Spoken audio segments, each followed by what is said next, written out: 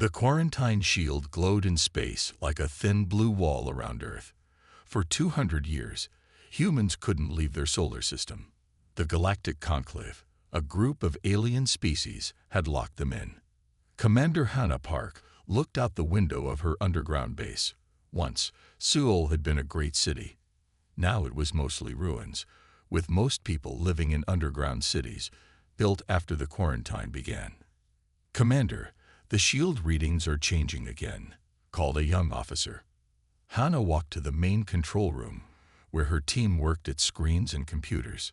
Dr. Jun Kim, their lead scientist, pointed to a graph showing energy fluctuations in the shield. "The pattern is clear now," Jun said.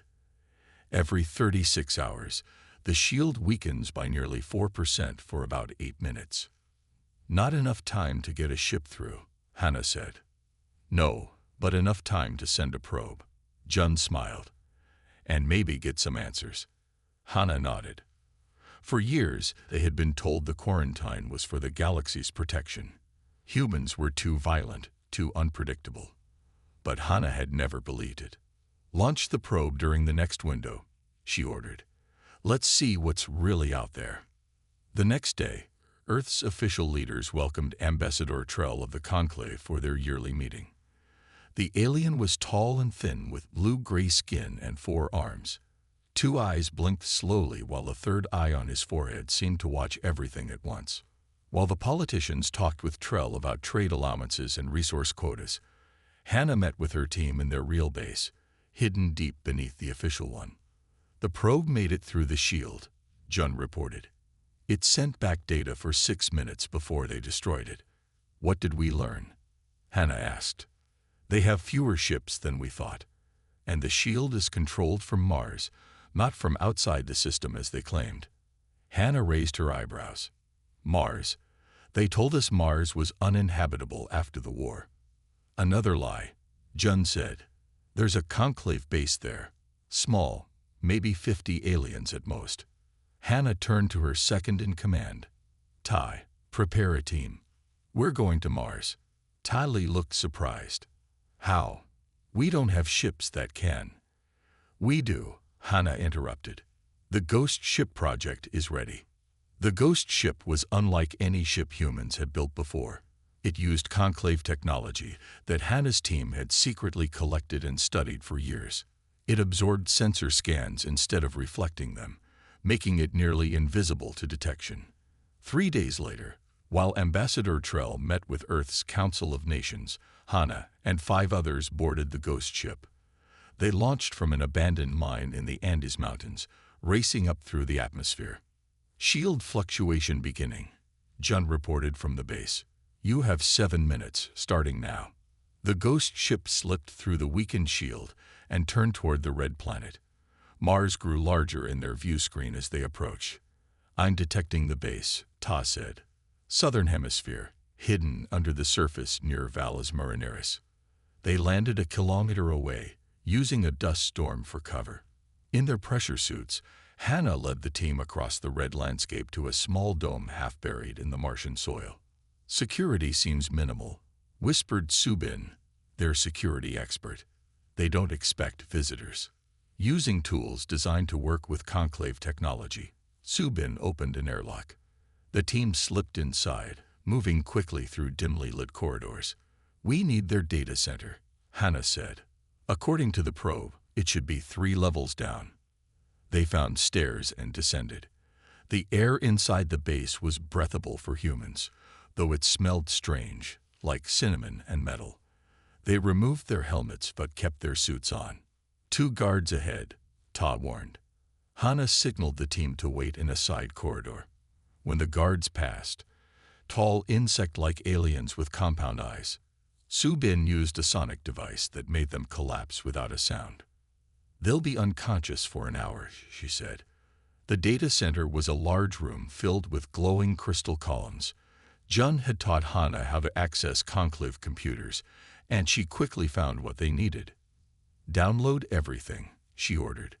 "We may not get another chance." As the team copied the alien database, Hannah browsed through files. Most were in the conclave language, but some had been translated for the base staff. What she read made her angry. They lied about everything, she told the others. The quarantine was never about protecting the galaxy from us. Ta looked up from his work. Then why? Fear. Pure fear. Hannah pointed to the screen.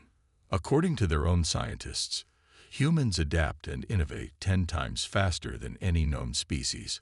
We solve problems in ways they can't predict. They were afraid we would change the balance of power. So they locked us away, Ta said, and told everyone it was for their protection. Hannah's face hardened, but they made a mistake. They gave us time to prepare. The team finished their download and began to leave. As they reached the upper level, alarms suddenly blared. "They've discovered the guards," Su Bin said. "Run," Hannah ordered. They raced for the airlock, hearing strange shouting behind them. As they reached the surface and ran for their ship, energy weapons fired, burning the ground near their feet. The ghost ship's engines were already running when they arrived. They jumped inside, and Ta launched immediately. The ship shot upward, shaking as something hit its side. "Damage?" Hannah asked. "Minor," the pilot reported. "We can make it home." As they approached the shield, Jun's voice came through their comms. "The fluctuation starts in 2 minutes. You need to hurry." They reached the shield just as it began to weaken. The ghost ship slipped through, and soon they were descending toward Earth. Back at the base, Hannah presented their findings to her most trusted officers. "The Conclave has been lying to us and to the galaxy for 2 centuries, she said. "But now we know the truth, and we've learned something else important." She smiled grimly. "They're right to fear us, and it's time to show them why." The metal device sat on the table, glowing with a faint blue light. Dr. Sung Lee bent close, using tiny tools to open its outer shell. 20 other scientists watched as he worked. None of them spoke. They knew this moment might change everything. "Amazing," Sung whispered. "The technology is advanced, but the design is simple, almost elegant." The device was a containment field generator, part of the system that created the shield around Earth. Hannah's team had stolen it from the Mars base 3 weeks ago. They were in humanity's greatest secret, a massive underground shipyard built beneath the Pacific Ocean. For 50 years, people had worked here, hidden from the Conclave's watching eyes. "Can you make it work for us?" Hannah asked. Sung nodded slowly. "Yes, I think I can reverse the field. Instead of keeping things in, we can make it push the shield apart." "How long will it take?" asked Ta. 3 months. Maybe less if I get help from Dr. Min's team. Hannah walked to the large window overlooking the shipyard. Below, thousands of workers moved around 5 nearly completed ships.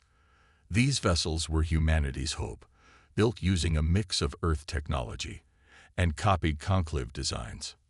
"We don't have 3 months," she said. "The Mars base has been silent for weeks. The Conclave must know we took their technology. They'll strengthen the shield or move the controls." "I need at least 6 weeks," Sung insisted. "You have 4, Hannah decided. "We'll launch on May 15th. The next month passed in a blur of activity. While Sung and his team worked on the device, Hannah prepared her crew. They would use their newest ship, the Sunfire, to reach Pluto's moon Charon. According to the Mars data, that's where the main shield generator was located. Meanwhile, Earth's official government pretended nothing was wrong. They welcomed another Conclave delegation and agreed to new trade terms. This distraction was crucial to Hannah's plan. On the day of the launch, Hannah gathered her crew of 12. They were the best pilots, engineers, and soldiers humanity had to offer. "Once we leave, there's no coming back unless we succeed," she told them. "The shield will only come down if we reach the generator. If we fail, Earth stays in its cage forever." No one hesitated. They had all volunteered, knowing the risks. The Sunfire launched at night, rising silently from its underwater bay. It was smaller than most Conclave ships, but faster and more maneuverable. Its hull was black, absorbing light rather than reflecting it. They passed the moon without incident.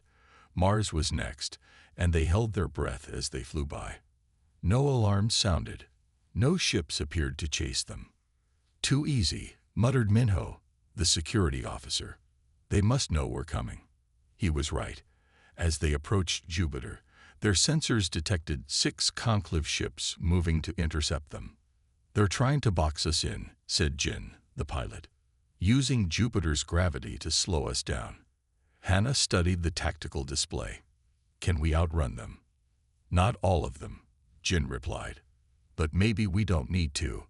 He pointed to a gap in the conclave formation.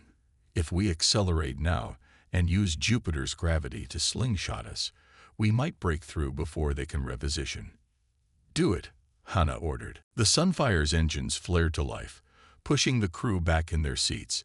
The ship dove toward Jupiter, using the giant planet's gravity to gain speed. The maneuver worked. They shot past the surprised conclave ships. But one enemy vessel managed to fire as they passed. The energy beam struck the Sunfire's rear section. "Engine 3 is down," reported Subin from engineering. "We're leaking air from deck 2. "Seal it off," Hannah commanded. "Jin, can we still reach Pluto?" "Yes, but we'll be slower now.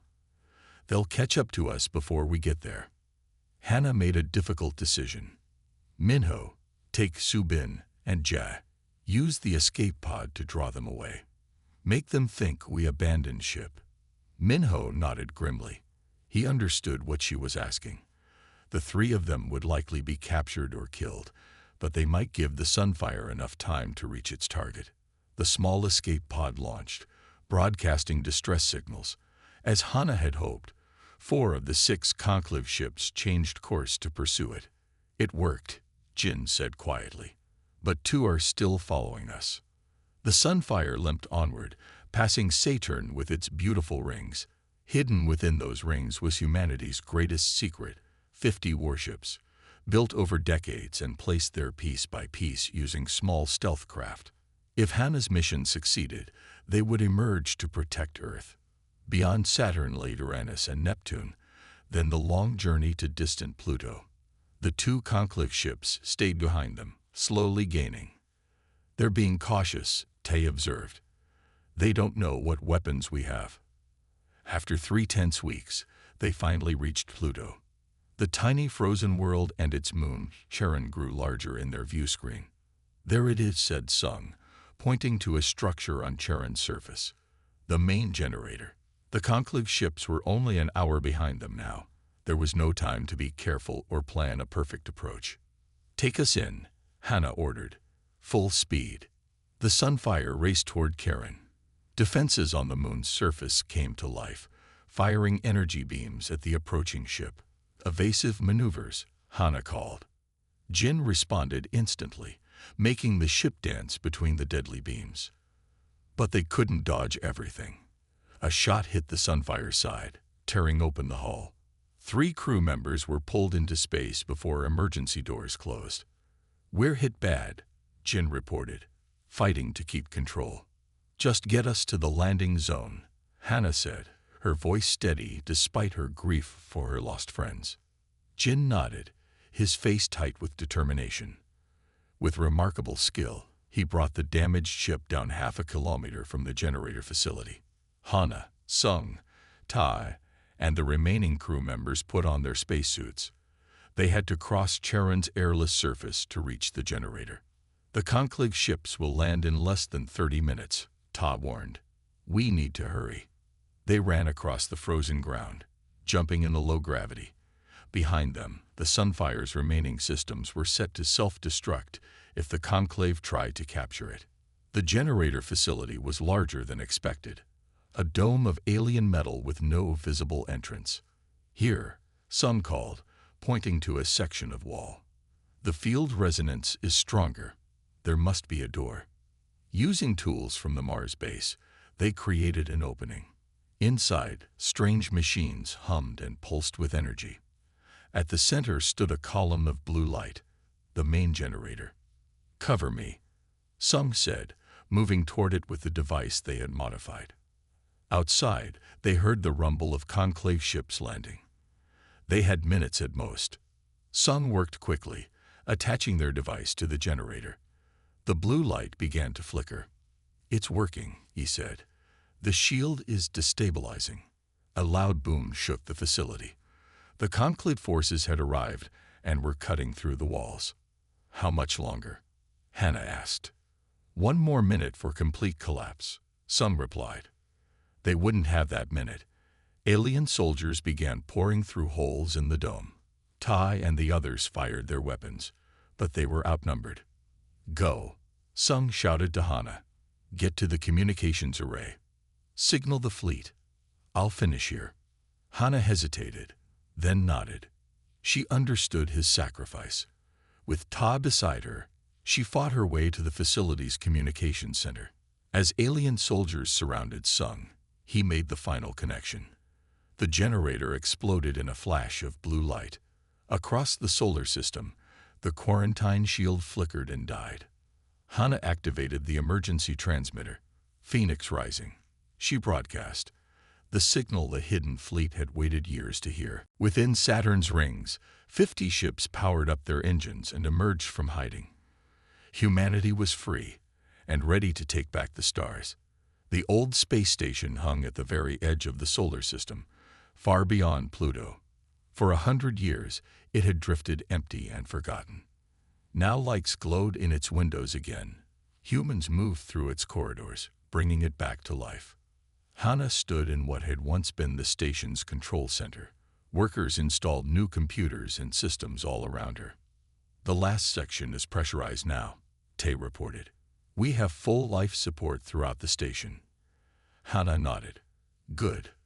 What are we calling this place officially?" "New Horizon," Ta suggested. "It feels right. Our first step beyond the quarantine." The name fit. In the 3 weeks since the shield fell, humanity had moved quickly. Earth's hidden fleet had secured the solar system, destroying the few remaining conclave outposts. This station would be their forward base for exploring beyond. Minho Kang, recently promoted to intelligence officer, rushed into the control center. "Commander, we've intercepted conclave communications. They're sending ships, supposedly for diplomatic talks." Hannah frowned. "How many ships?" "They claim 3, but our long-range sensors detect at least 12 vessels moving toward our system. So they say peace while preparing for war." Hannah wasn't surprised. "Have Captain Jin moved 3 battleships to guard the outer approach. Keep them hidden behind Neptune's moon Triton. If these diplomats try anything, they'll get a surprise."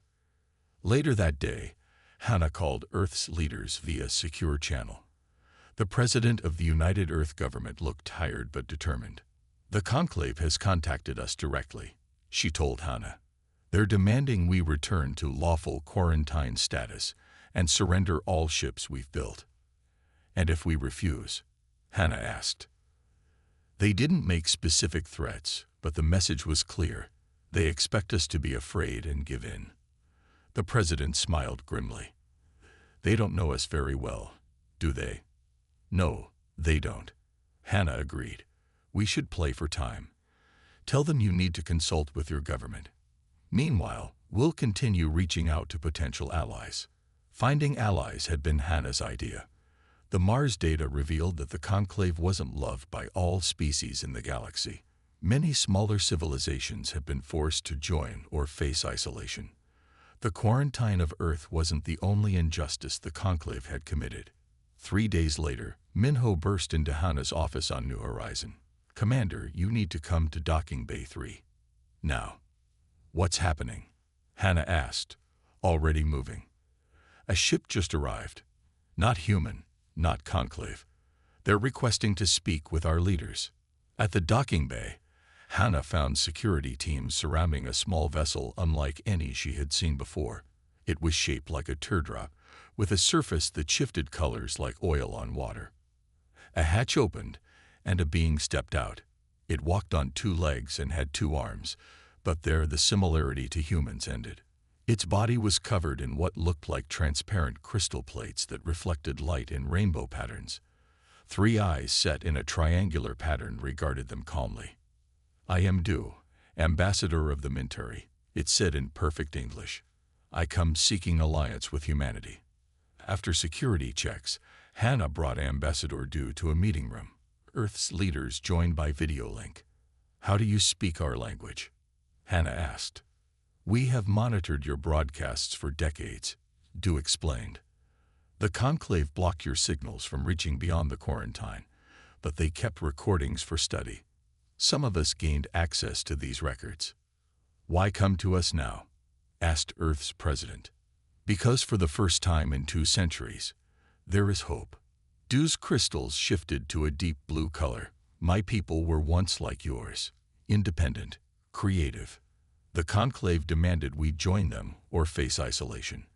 We chose submission rather than quarantine." "But you regret that choice," Hannah guessed. "Yes, the Conclave takes our resources, restricts our research, and controls our development. They do this to many worlds." Du leaned forward. "Your escape from quarantine has shocked them. They fear others will follow your example. So they'll try to make an example of us," said Ta. "Yes, they are assembling their largest fleet in 50 years. Du's crystals flickered with concern. "But this is also an opportunity. If the Conclave fails to contain you, their power will be questioned for the first time in millennia." Over the next few weeks, more secret visitors came to New Horizon. Representatives from the tree-like arbory, the aquatic mer collective, and the gaseous cloud entities known as the Drift all arrived in disguised ships. Each brought similar stories of conclave control and restrictions. Hannah worked tirelessly to form these contacts into a real alliance. Earth provided its advanced technology, developed in isolation and following different paths than conclave science, in exchange for knowledge about the galaxy. Meanwhile, the official conclave delegation arrived at the edge of the solar system. 3 sleek ships approached Earth, their hulls gleaming silver against the blackness of space. Captain Jin's hidden battleships tracked them carefully but remained concealed. The Conclave ambassador, a tall being named Sith from one of the founding species, spoke with cold authority via video link. "The Galactic Conclave recognizes that Earth has developed sufficient technology to breach its quarantine," Sith stated. "We are prepared to offer terms for humanity's controlled reintegration into galactic society." "What terms?" asked Earth's president. "All military vessels must be surrendered. Earth will accept conclave governors for a probationary period of 100 years. Human travel beyond your solar system will require special permits. Research in certain technologies will be prohibited." Hannah, listening from New Horizon, couldn't believe the arrogance. They still thought they could dictate terms after keeping humanity prisoner for 2 centuries. The president remained diplomatic. "We need time to consider your proposal. Our government will respond in 14 days. After the transmission ended, Hannah received urgent news from Minho. "Our deep space probes have detected a massive conclave fleet assembling at Proxima Centauri. At least 200 warships.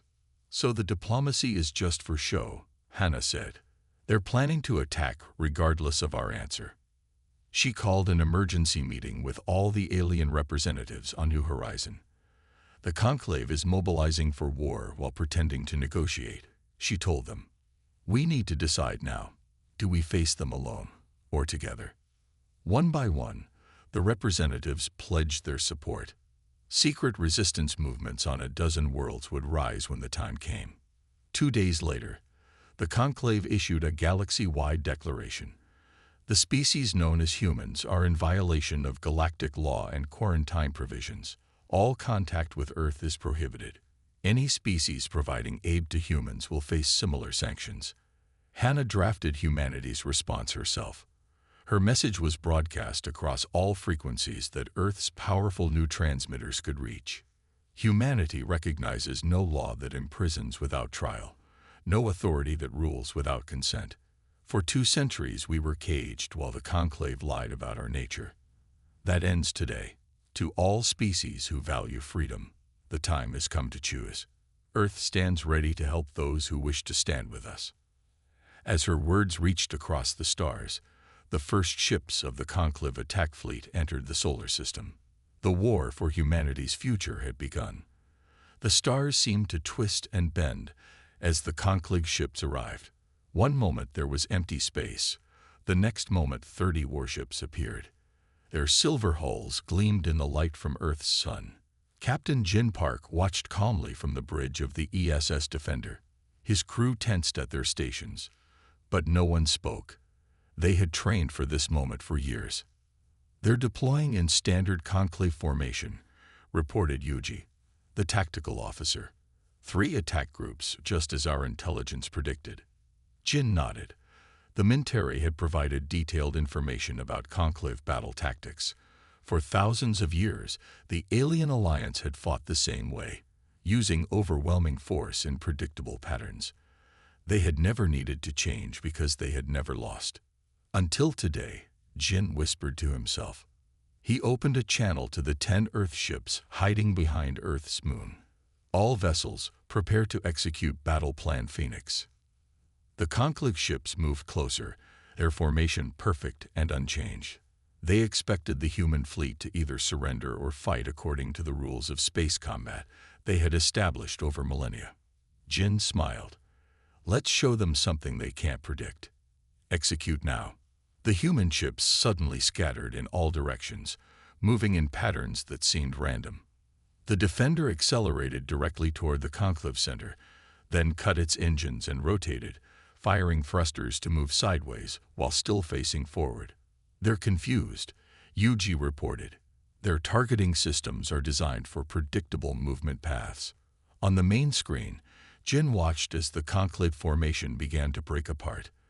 Their ships tried to track the erratic movements of the Earth vessels, but their weapons missed more often than they hit. The Defender fired its main weapons, not at the enemy ships, but at the space between them. Special missiles detonated, creating clouds of metallic dust that blocked the conclave's sensors and communication beams. Phase 2, Jin ordered. 4 smaller Earth ships suddenly powered down all systems except life support, making themselves nearly invisible to sensors. They drifted toward the conclave flagship, a massive vessel twice the size of any other ship in the alien fleet. Meanwhile, the rest of the human fleet continued its chaotic dance, drawing attention away from the drifting ships. On board one of the dark vessels, Dr. Sung Lee waited with his team. When they were close enough to the flagship, he activated a device of his own design. It sent a pulse through the conclave ship's communication system, uploading a virus he had created based on the Mars data. The virus is in, he reported to Jin. Their systems are being overwritten now. Across the conclave fleet, confusion spread. Ship commanders tried to contact their flagship for new orders, but received no response. The carefully coordinated alien attack fell apart as individual captains made different decisions. Their flagship is trying to retreat, Yuji said. They're attempting to jump to hyperspace. Jin watched as the massive ship's engines flared, and then died. Sung's virus had worked, shutting down their propulsion systems. All ships, focus fire on their support vessels, Jin ordered. Leave the flagship disabled but intact. The battle lasted less than an hour. When it ended, 16 conclave ships had been destroyed, 10 had surrendered, and 4 had escaped to warn the rest of the conclave. The human fleet had lost only 2 small vessels, with most of their crews managing to escape in survival pods. Jin ordered teams to board the conclave flagship. They secured the bridge and captured the alien admiral, a being from the Thrall species, one of the conclave's founding races. The admiral's gray skin and 4 eyes revealed nothing as he was led away in restraints. Meanwhile, across the galaxy, the second phase of the human plan was unfolding. Commander Hannah Park stood on the bridge of the ESS Liberty as it exited hyperspace near Proxima Centauri, Earth's closest stellar neighbor. 5 other human ships followed. They had used jump coordinates provided by their Minteri allies to avoid the main conclave defenses. Scans show minimal military presence, reported Ta. 1 patrol ship in orbit around the 3rd planet. 3 automated defense platforms. Good, Hannah said. Let's take them out quickly before they can call for help. The Liberty and 2 other ships attacked the patrol vessel, overwhelming it before it could raise alarms. The remaining human ships destroyed the defense platforms with precision strikes.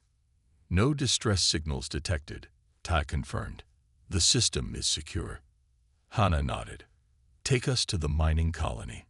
The 3rd planet of Proxima Centauri was rich in rare minerals.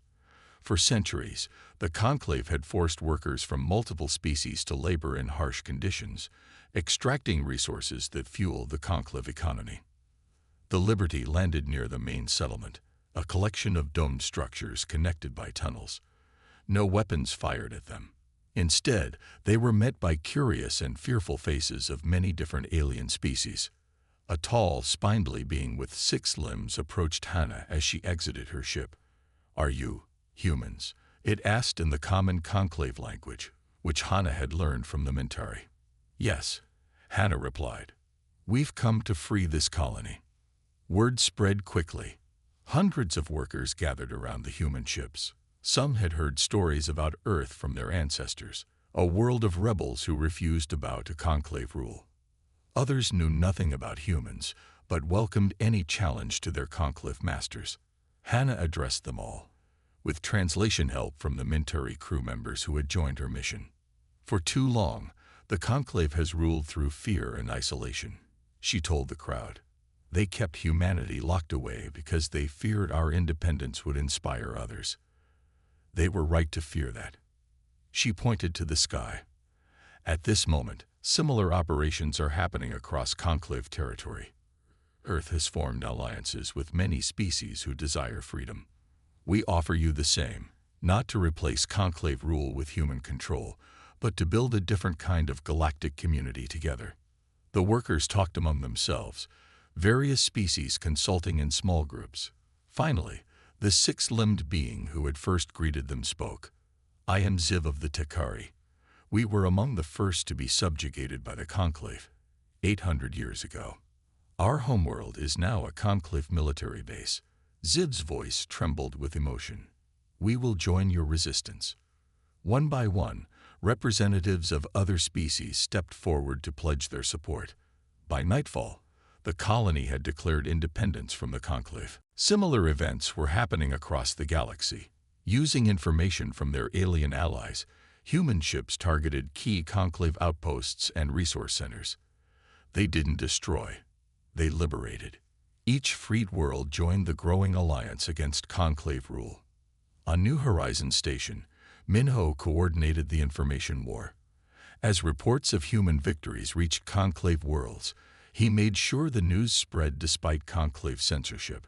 Underground communication networks carried stories of Earth ships bringing freedom rather than conquest. 3 weeks after the first battle, representatives from 27 worlds and species gathered on New Horizon. They signed the Declaration of Galactic Rights, establishing principles for their new alliance. No species would rule over another. All worlds would retain their independence. Resources would be shared fairly. Knowledge would flow freely. When a Conclave warfleet arrived to recapture Proxima Centauri, they found not just human ships waiting for them, but vessels from a dozen different species. The battle ended in another Conclave defeat. As the resistance spread, cracks appeared in the Conclave itself. Younger members of the ruling species began to question the wisdom of their elders. Some even defected, bringing valuable intelligence with them. 6 months after Earth broke free from quarantine, nearly a third of the galaxy had joined the resistance. The revolution that began with humanity's liberation was becoming a movement that would reshape the stars. Magna Prime glowed like a jewel against the blackness of space. Tall silver towers reached toward the stars from its surface. For 12,000 years, the Conclave had ruled the galaxy from this world. No enemy had ever dared attack it. Until today, 300 ships appeared around the planet at the same moment. Vessels of every shape and size, built by dozens of different species. Human ships led the formation, with the ESS Liberty at the center. On Magna Prime's surface, alarms sounded. Defense systems activated automatically. Conclave leaders rushed to secure bunkers deep beneath their grand buildings, but no weapons fired from the gathered fleet. Instead, all ships broadcast the same message on every possible frequency. People of Magna Prime, we come not to destroy, but to rebuild. The Conclave's time of absolute rule is over. A new era of cooperation begins today. We invite all species to join us in shaping a better galaxy for everyone. The message played in over 60 languages. Hannah had recorded it herself, her voice calm but firm. Inside the Conclave's Grand Council chamber, chaos erupted. The 7 High Counselors, one from each founding species, argued bitterly. Some wanted to fight to the end. Others recognized their power was already broken. We should have destroyed Earth completely 2 centuries ago, growled Counselor Grax of the Thrall. That thinking is why we have failed, replied Counselor Ziv of the Takari, the newest member of the High Council. Destruction only creates more enemies. Outside the chamber, millions of citizens watched the skies. Many feared the fleet would attack, but hour after hour passed with no violence. In orbit, Hannah waited patiently on the Liberty. Captain Jin commanded the defensive screen around the fleet, ready if the Conclave tried a desperate attack. Dr. Sung monitored communications, watching for signs of Conclave deception. They're divided, Sung reported. Our intelligence shows at least 20 member species have already declared support for the new alliance. The Conclave is fracturing from within. Hannah nodded. This had been the plan all along, not to destroy the Conclave in battle, but to transform it from within. For months, human diplomats had worked with allies across the galaxy, promising a new order where all species had equal voices. After 14 hours, a message came from the surface. The High Council requested a meeting. It could be a trap, Ta warned. Perhaps, Hannah agreed. But we must show trust if we expect it in return. She selected a small team to accompany her to the surface. Representatives from Earth, the Mintari, the Arbori, and 3 other species.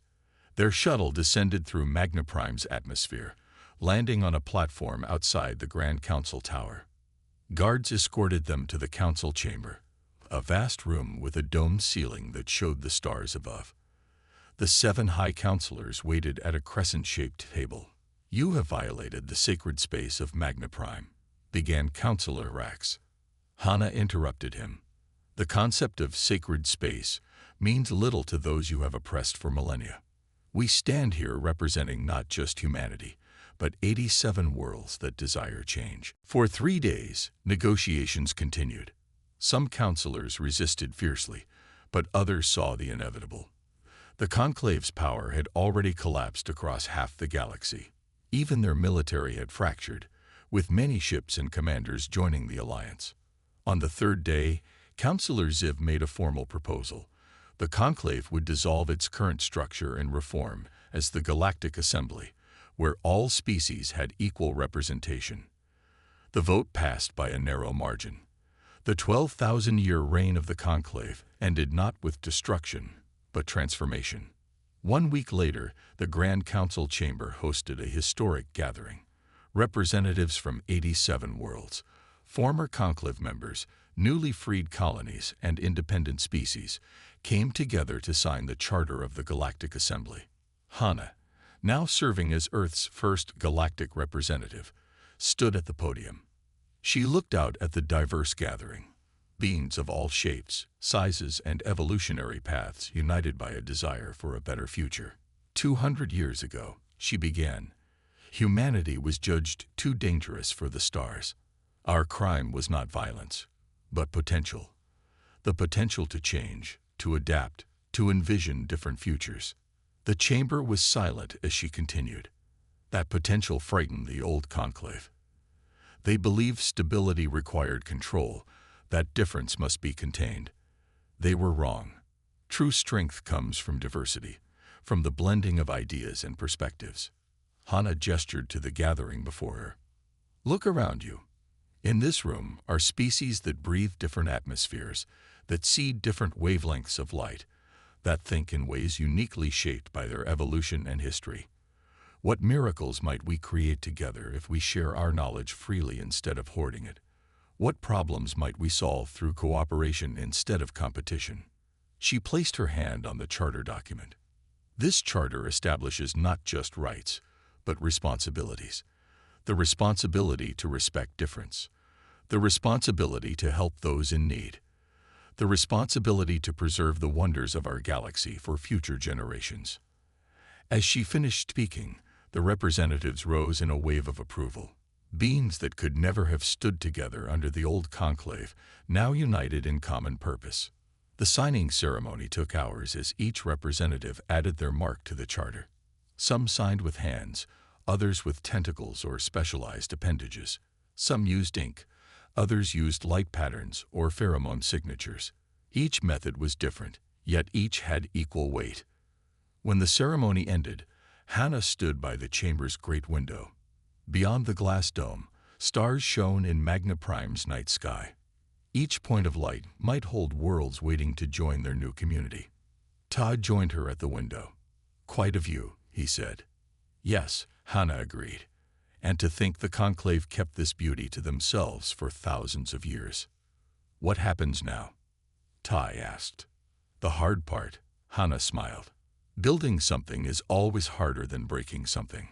Across the galaxy, the news spread. On Earth, people celebrated in streets and homes. The quarantine that had imprisoned humanity for 2 centuries was officially over. Earth ships could now travel freely among the stars, exchanging knowledge and forming new connections. In the former mining colonies, workers began the journey back to homeworlds some had never seen. On worlds that had suffered under conclave resource extraction, restoration projects began with technology shared by multiple species. Not everything changed overnight. Some former conclave leaders resisted the new order. Some colonies faced challenges adapting to sudden freedom. But for the first time in 12,000 years, the galaxy's future wasn't decided by a small group of privileged species. 1 year after the formation of the Galactic Assembly, Hannah returned to Earth for a short visit.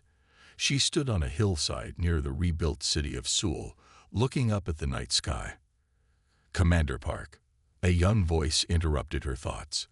A child of about 10 years stood nearby, eyes wide with recognition. "Just Representative Park now," Hannah corrected with a smile. "My class is studying what you did," the child said. "Teacher says you changed the galaxy." Hannah shook her head. "No, not me.